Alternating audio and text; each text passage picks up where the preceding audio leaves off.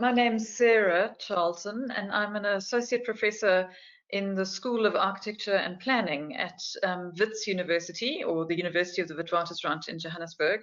So I know you were in the midst of launching research at the beginning of the pandemic. Can you tell us a little bit more about that and the research methodologies, and maybe how the pandemic has changed your research methodologies, if at all? Yes, sure. So maybe just to start with what the research is about.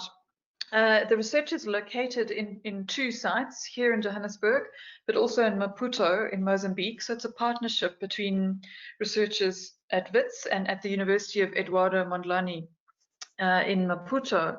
And what we are really interested in is the sort of interface between ordinary households' usage of transport and their mobility, their ways of getting around the city, the interface between that and the investments that are being made by the state into transport.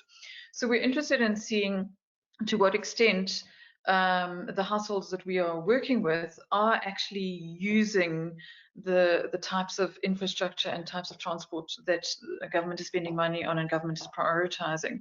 So that's basically the nature of the research. So on the one hand, we are working with households, and when I say working with, we have a mobile phone-based app that the households use, and it basically tracks their movements. And it is relatively sensitive, and it can guess about the type of transport that's being used, if it's walking or if it's a train ride or whatever, and it maps the routes. And we do that over a relatively short period of time, about a 2-week period, and then that's followed up with interviews to understand where people were going, for what reason, the costs, the kinds of decisions that were being made. And at the time that the app is being used, there's also people are connected on WhatsApp to a group. There's questions being sent out to kind of provoke chat or to provoke a response or to invite someone to take a photograph of something that's relevant to their day that might stimulate a conversation.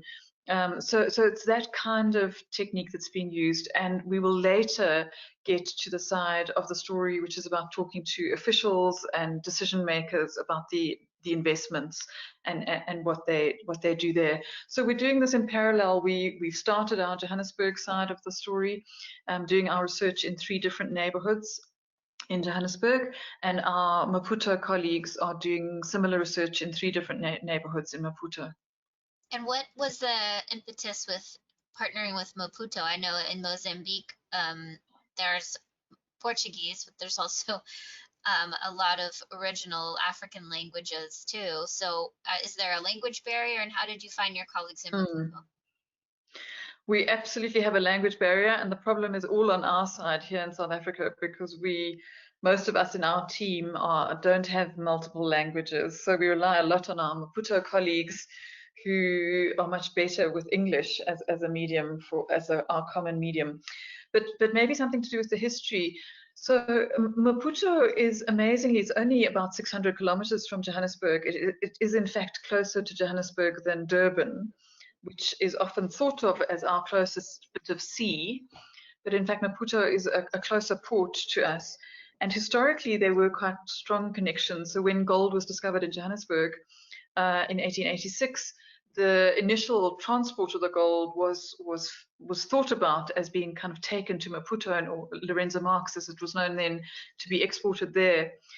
So there's an interesting history, but our personal sort of more recent history is that for a number of years, a decade or so, we have been taking a group of our 4th-year students on a field trip to Maputo every year. And it's connected to a big project that our urban planning students do in Maputo, which is to do a spatial framework. And the reason why we think that is really important to go to Maputo is particularly the different contexts that it offers us. So it's within driving distance of Johannesburg. It takes a long drive with the border crossing and in a big slow bus and all of that. So it takes a full day to drive there. But it transports us immediately into a very different context because of the very different colonial history, Yeah. So we both have colonial histories, but different ones and quite complex ones, and also the influence of Portugal, particularly a sort of Southern European type of influence on the shape of the city, the nature of the city, the culture of the city is very different. So for our students, it is really a way of opening their eyes to a fundamentally different context to the one that they're familiar with. We do a lot of very South African focused work here. We spend a lot of time examining Johannesburg and our own problems across South Africa because we've got multiple fascinating things to look at, but it does run the risk of us being very insular. And this provocation to think differently by actually going to Maputo and feeling it in a visceral way and hearing the sounds of it and feeling it and walking the pavements is very important, we think. And so we've been privileged to have the input and the assistance of colleagues at the University of Eduardo Mondlane